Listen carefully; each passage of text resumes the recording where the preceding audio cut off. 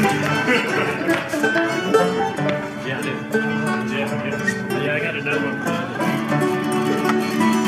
Thanks, Paul. This is something out of love that you find in West North Carolina.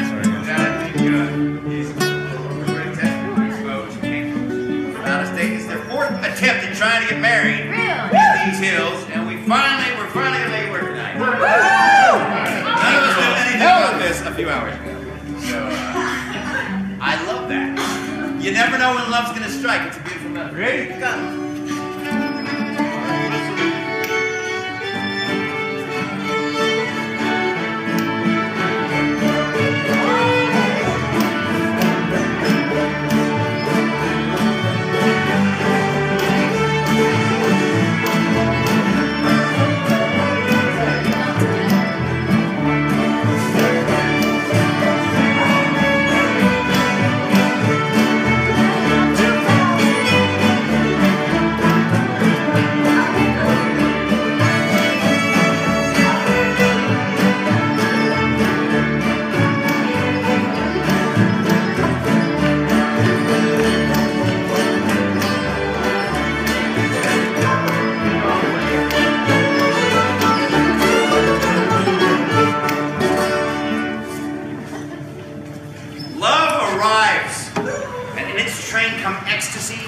Old memories of pleasure, ancient histories of pain. And yet if we are bold, love strikes away to change the fear from our souls.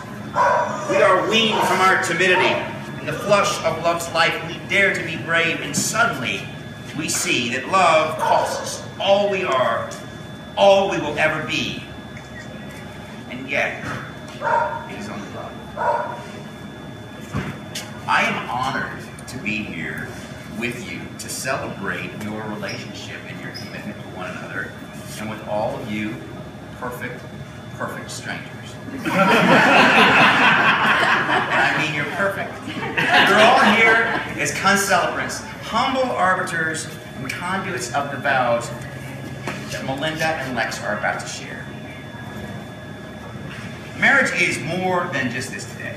It's more than all the days and hours that have gone before, bringing Melinda and Lex together. More than love. What's that?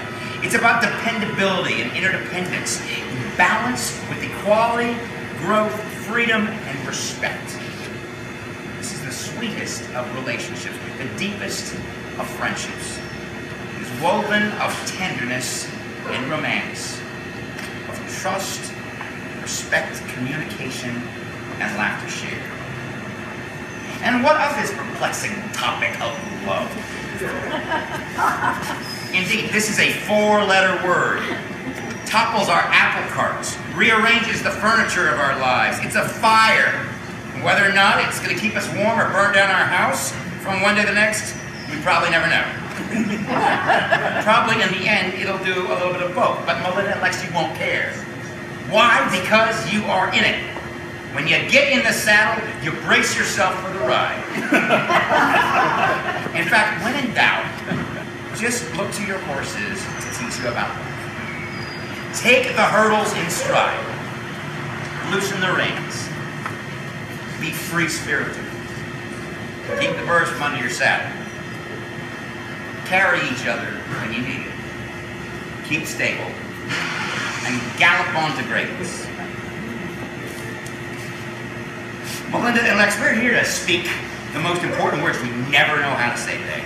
Our hearts seize up, we stammer, and we lapse into cliche. We choose to do it publicly, though, because ritual and ceremony have a way of speaking when words just don't seem to be enough. And yet it is so important to speak. It is what we are here to do today, and it is a primary speak, a beginning speech, a big speech make of little words. I do, and I will. That's why we don't say, I can. I can. I might. Commit fully and frontally to our commitment to one another. And like the words, the fragile syllables, I do, I will, they are their very core flaw, like us humans. It's a promise. It's a check drawn on a currency of faith in an economy of love. But no accident, too, the language of forgiveness is also economic. to forgive and to love. We do both out of generosity, and we do both out of faith for one another because we need to. We must forgive and love and invite forgiveness to love. And we do both in words. Song of the Open Road. Listen, I will be honest with you. I do not offer smooth old prizes, but offer rough new prizes. These are the days that must happen to you. You shall not be heaped up with what is called riches. You shall scatter with lavish hand all that you earn or achieve, and say to one another, Camarado, give me your hand. I give you my love more precious than money. Will you give me yourself? Will you come travel with me? Shall we stick by each other as long as we live? Well, good. Melinda and Lex, have you come here freely and without reservation to give each other yourselves in marriage? Will you love, honor each other as man and wife for the rest of your lives? Lex, do you take Melinda to be no other than herself? Loving what you know of her, trusting what you may not know, with respect for her integrity, there you go, her integrity and faith in her abiding love for you through all your years and all life may bring, do you embrace her as your wife? I do. I'll hold on to the side. Okay, hold on, is that? Something starts bucking, you gotta grip it tighter. Melinda, do you take Lex to be no other than himself, loving what you may know of him, trusting what you may not know, with respect for his integrity and faith for his abiding love for you, through all your years and all that life may bring, do you embrace him as your husband? Melinda, Lex, the vows you are in the process of exchanging join your lives together. You both bring individual strengths and weaknesses to the marriage. So, with love, with forgiveness, and with these own very simple, fragile words, offer yourselves to one another. Give me your hand. Make room for me to lead and to follow you beyond this rage of poetry. Let others have the privacy of touching words, but for me, give me your hand. Let's repeat after me. Melinda, in all the world, there is no heart for me like yours. In all the world, there is no love for you like mine.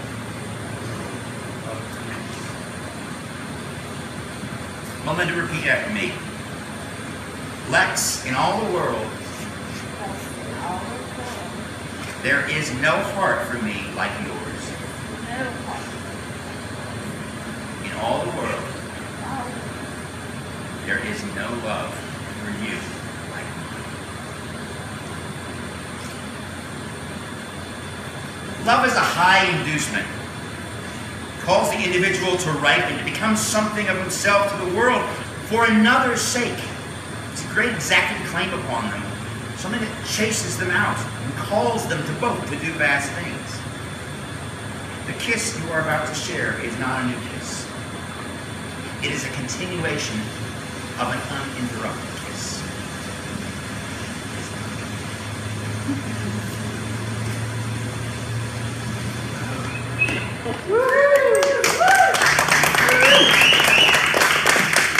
Concluding meditation, I want to offer the words of the poet laureate of these hills. Give me a little love of that. These hills, Mr. Carl Sandburg. I live right by his home. And when I meet people who love nature as much as he does, I can't help but think of this meditation on his thoughts of love, called The Little White Bird. And what if you hear me saying that love is a little white bird? And the flight of it is so fast that you can't see it. And you know it's there only by the faint whir of its wings. A hushed song, so low to your ears, you fear it might be silence. So you listen keenly, and you listen long. You know it's more than silence. The hushed song is so lovely it hurts and cuts into your heart. And what you want is to give more than you can get. And you'd like to write it, but you know it can't be written. And you'd like to sing it, but you don't dare try because you know the little white bird sings it better than you can. So you listen. And while you listen, you pray. After you pray, you meditate. And then you pray some more. After you pray, one day, it's as though a great slow wind has washed you clean and strong inside and out. And the little white bird's hushed song telling you that nothing can harm you. The days to come can weave in and weave out and spin their fabrics and designs for you, but nothing can harm you. So you change yourself into a thing of harm. Nothing can harm you. I am done. I have finished. I give you the little white bird and my thanks for your hearing me. My prayers for you.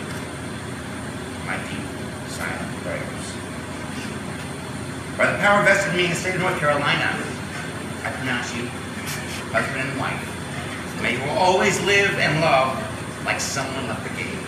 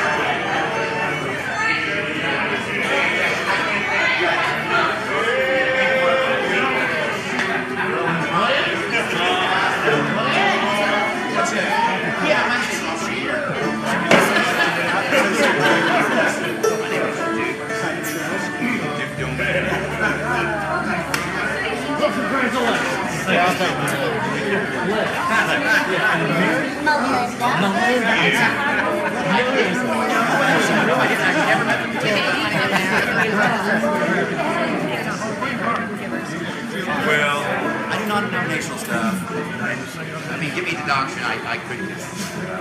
When they say, oh, I'm all about nature and stuff, like this, I know what I can say.